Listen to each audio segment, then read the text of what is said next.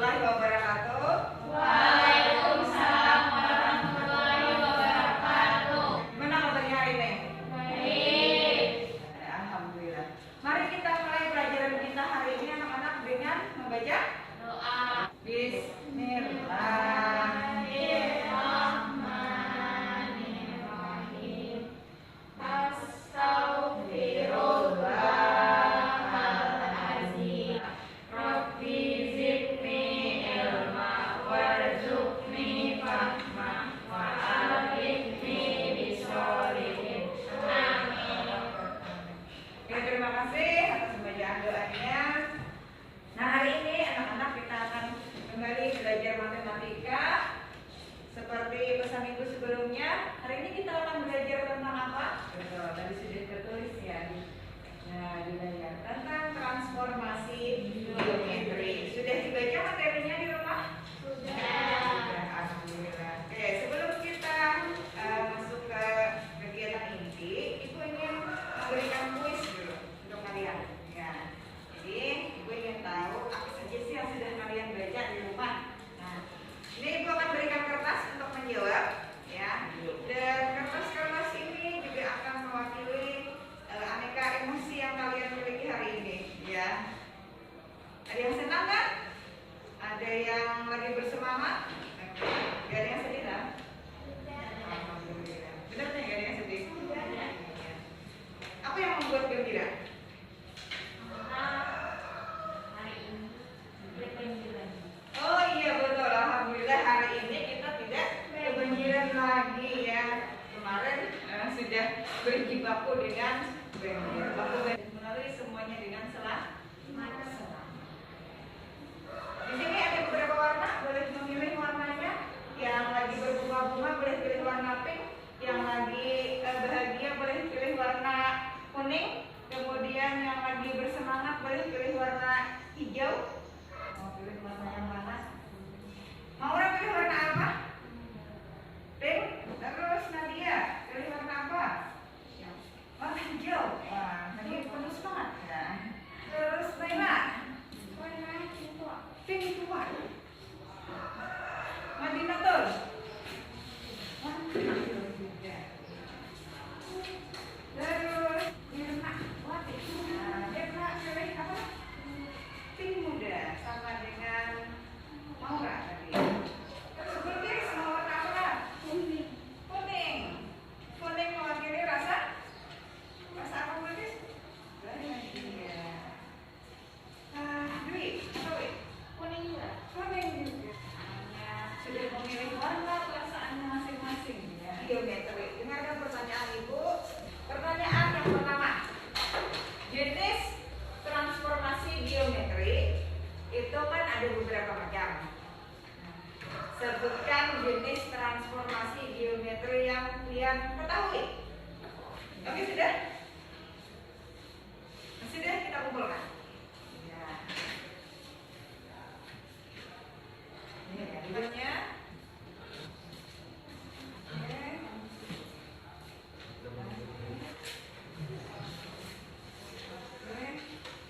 Oke, ada macam-macam jawaban. Ada yang menjawab perpindahan, ada yang menjawab perputaran, ada yang menjawab pencerminan atau refleksi, kemudian ada yang menjawab persegi, ada yang belum menjawab. Ya, bagaimana perasaan kalian ketika diberikan kuis? Senang. Oke. Ada yang senang, terus Nadia tadi apa jawabannya? Deg-degan, terus ada lagi? Rame. Masing-masing punya alasan ya mengatakan itu. Kalau boleh ibu tahu, Naila misalnya, senang karena apa Naila? Karena kayak kan dia kalau belajar membahas pelajaran model itu lebih kayak lebih menantang, lebih belajar, lebih semangat. Oke, ya. Tadi deg-degan. Ya. Boleh dikatakan deg-degannya Belajar waktu. oke, dikejar waktu. Kalau misalnya diberi kuis lagi, tapi mau nggak? Mau. Mau. Oke, masih punya semangat untuk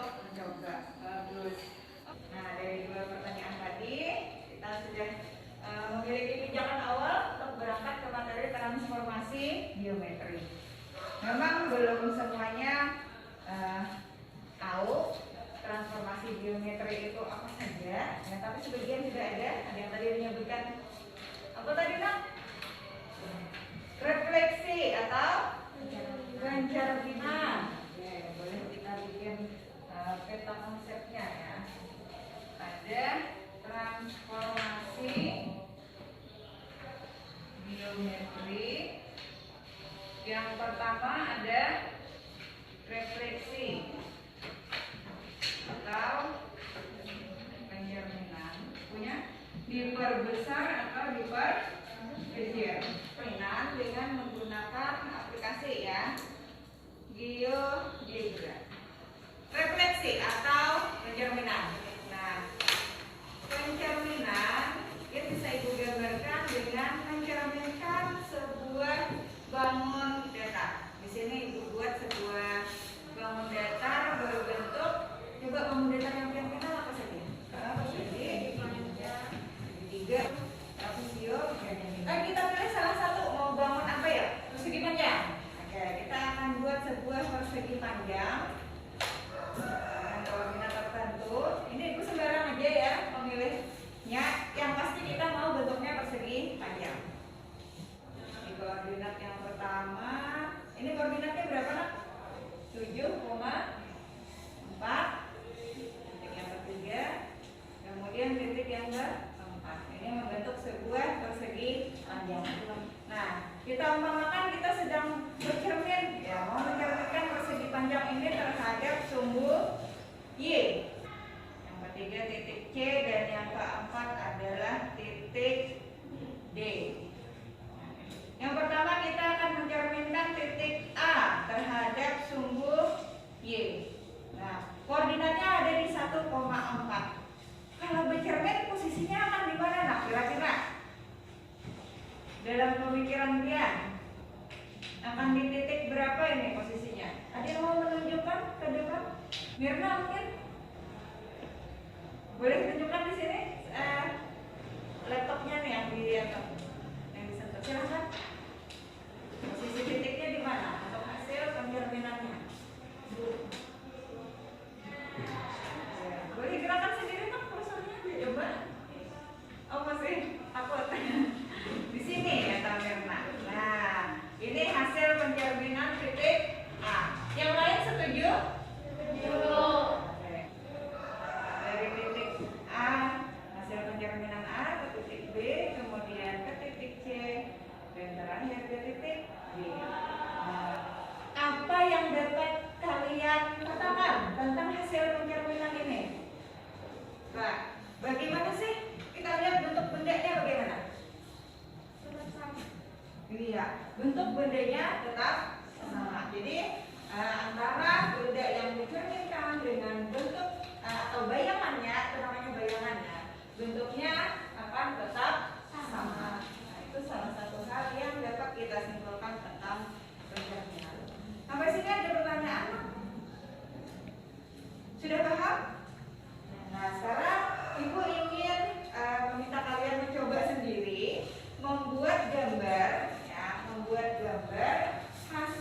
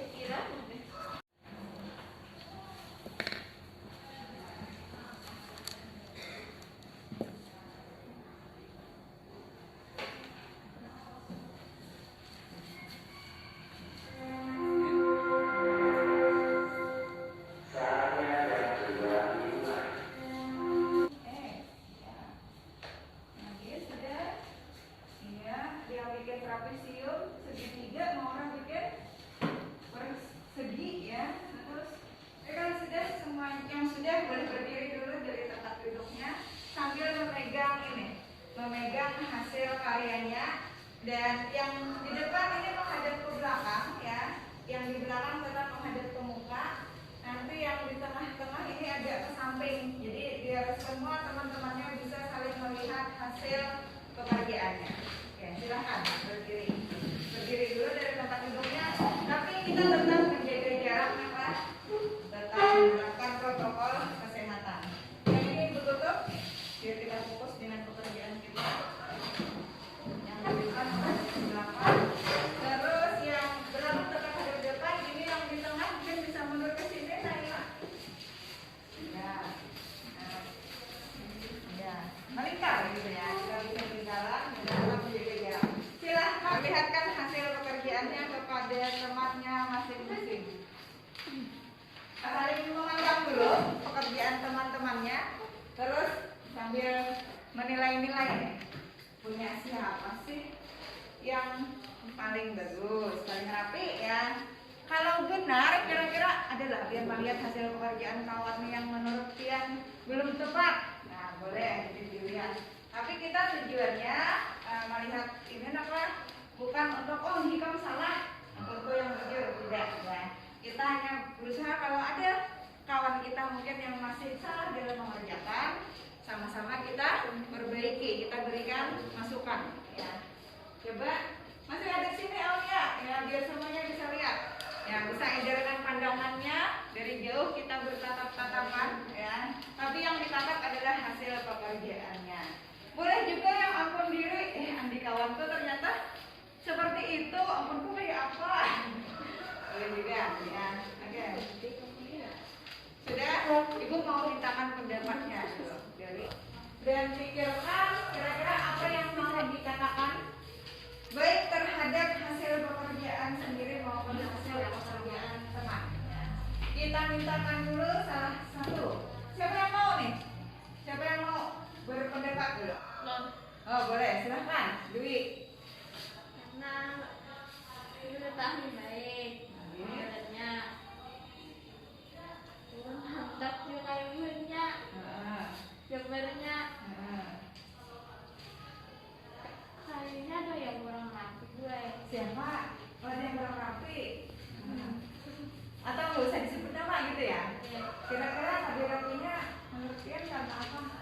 Karena ada di belakang beres.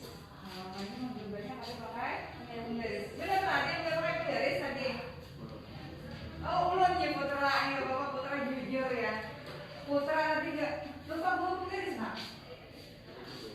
Oh, penggarisnya ada tahu anaknya di mana ya. Putra ini masih bingung hari ini karena banjirnya sampai di mana putra banjirnya? Sampai rumah. Ya, Dwi sudah menyampaikan pendapatnya. Ada lagi yang lain yang mau menyampaikan? Silahkan. Silahkan. Boleh mau berpendapat atau mengungkapkan tadi apa yang dialami pada saat mengerjakan? Nah, bisa menyampaikan sesuatu terkait dengan pengerjaan tadi. Sekarang sudah mengerti belum? Sudah. Nah, tadi Maura kok bisa mengerti karena apa?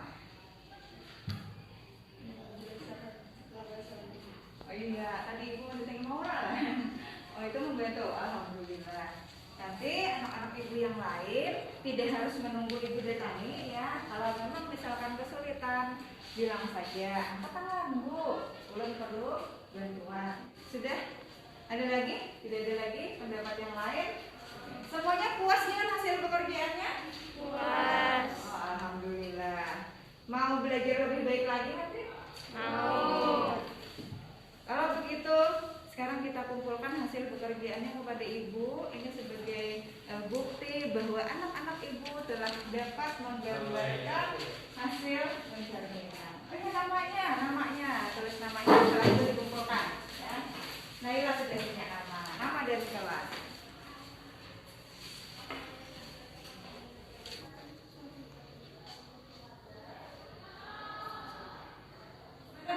Sudah selesai pengisinya? Ya. Mari kita kumpulkan hasil lembar refleksi diri hari ini.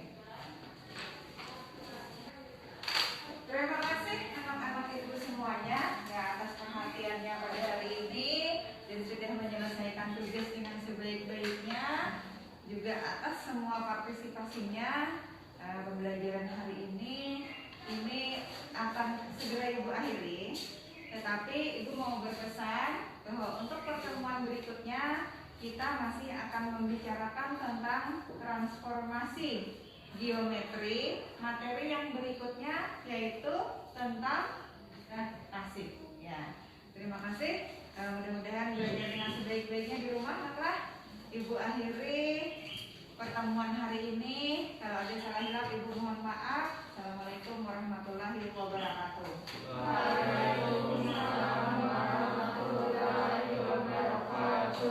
Demikianlah penyajian saya untuk pembelajaran yang mengandung unsur diferensiasi dan kompetensi sosial emosional. Ada banyak pengalaman dan pembelajaran yang dapat saya ambil dari proses perencanaan hingga pelaksanaan. Pada proses perencanaan, saya mempertimbangkan unsur diferensiasi apa yang mungkin saya masukkan di pembelajaran matematika, dan kebetulan materinya kali ini adalah tentang transformasi geometri untuk siswa kelas 9. Selain materi, saya juga perlu mempertimbangkan kemampuan awal murid-murid saya, sarana prasarana yang mereka miliki, dan juga sarana prasarana yang dimiliki oleh sekolah. Begitu juga untuk unsur kompetensi sosial emosional. Kita mengenal ada 5 unsur kompetensi sosial emosional, yaitu yang pertama kesadaran diri, yang kedua pengelolaan diri, yang ketiga kesadaran sosial, yang keempat keterampilan relasi, dan yang kelima adalah pengambilan keputusan yang bertanggung jawab. Namun saya sadar tidak semua unsur kompetensi sosial emosional ini dapat saya masukkan dalam pembelajaran yang terbatas ini. Maka saya lebih menyorot pada beberapa kompetensi tertentu. Ada 4 kompetensi yang saya sorot, yaitu yang pertama kompetensi kesadaran diri. Untuk kompetensi kesadaran diri ini saya konsen pada dimensi mengetahui emosi diri dan jujur tentang perasaan diri. Yang kedua, kompetensi pengelolaan atau manajemen diri. Saya lebih menyorot pada hal mampu mengatur emosi dan memotivasi diri. Kompetensi yang ketiga, kompetensi membangun hubungan atau relasi. Saya fokus pada berkomunikasi secara jelas dan menghormati pendapat orang lain. Yang keempat, kompetensi pengambilan keputusan secara bertanggung jawab. Saya fokus pada dimensi mengambil keputusan secara independen. Saya juga harus mempertimbangkan bahwa pembelajaran tatap muka saat ini masih dilaksanakan secara terbatas karena pandemi COVID-19 belum berakhir. Maka interaksi yang dilakukan di pembelajaran harus benar-benar tetap mematuhi protokol kesehatan. Dari semua tantangan yang saya hadapi, meskipun cukup lelah di persiapan, akan tetapi semua itu terbayar dengan rasa puas melihat respon yang diberikan oleh murid-murid selama pelaksanaan pembelajaran. Saya melihat murid-murid saya dapat menjalani interaksi tanpa beban. Mereka berani mencoba menyampaikan perasaan dan pikirannya. Kalau ada hal-hal yang ingin saya perbaiki untuk kedepannya, maka itu adalah saya memiliki keinginan agar dapat membuat jenis kegiatan yang lebih beragam, sehingga murid-murid saya yang memiliki bakat dan minat yang berbeda dapat diakomodir. Pelajaran yang saya peroleh dari kegiatan ini, mulai dari perencanaan hingga pelaksanaan, bahwa sejatinya murid-murid kita memiliki jiwa yang murni. Mereka mau berkembang, mereka ingin maju, hanya saja mereka membutuhkan guru-guru yang dapat membimbing mereka, memahami mereka, dan menggerakkan mereka. Demikian refleksi yang saya sampaikan. Terima kasih. Assalamualaikum warahmatullahi wabarakatuh.